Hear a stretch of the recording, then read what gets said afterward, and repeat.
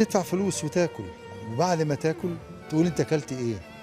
ممكن حاجه تقع بيك ولا الميه تقع عليك ولا حاجات كتير قوي. تجربه مثيره انسانيه في شكل مطعم جميل ده لنوار. واللي بيجي هنا مره بيجي مره كل اسبوعين كل شهر، بيدفع لصالح متحدي الاعاقه او المكفوفين او فقيد البصر، وكمان عشان يحس معاهم، وكمان عشان لو في مسؤول يجي هنا لو جاله حد عنده مشكله يحس بيهم. تيجي نعيش التجربه الحلوه دي.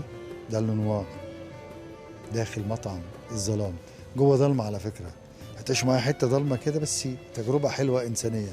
من باريس بقدم لكم ده لنوار، تعالوا معنا.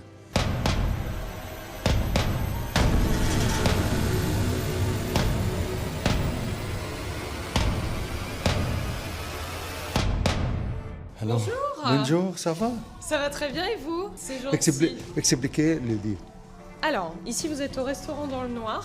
Donc c'est un restaurant, c'est le premier restaurant dans le Noir qui a été créé il y a 12 ans, qui a ouvert il y a 12 ans. Et en fait, l'idée c'est de déguster des menus surprises dans le noir absolu. Et en fait, vous êtes servi par des guides inattendus puisqu'ils sont non-voyants ou malvoyants.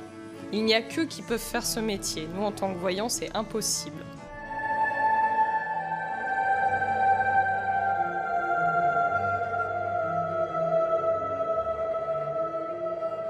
هنا الستاره موجوده وراها المطعم، هنا كله ضلمه على فكره. انا حاولت اصور جوه، لو هصور وهكلمكم هنعمل ده، بس كله ضلمه.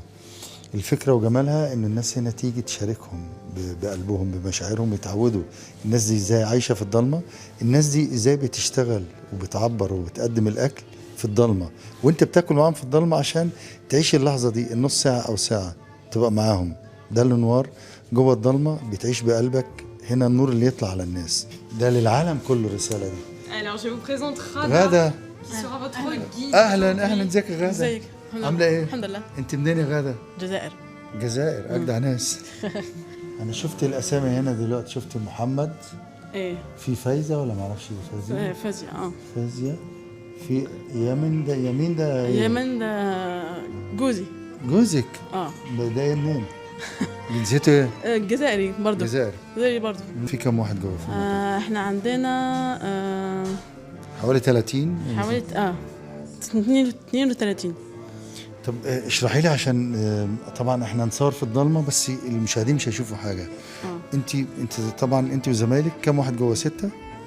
لا احنا 2 بس. 2 بس. بتقدمي الاكل في الضلمه. والناس بتبقى مبسوطه. احساس الناس ايه بقى معاكم يعني؟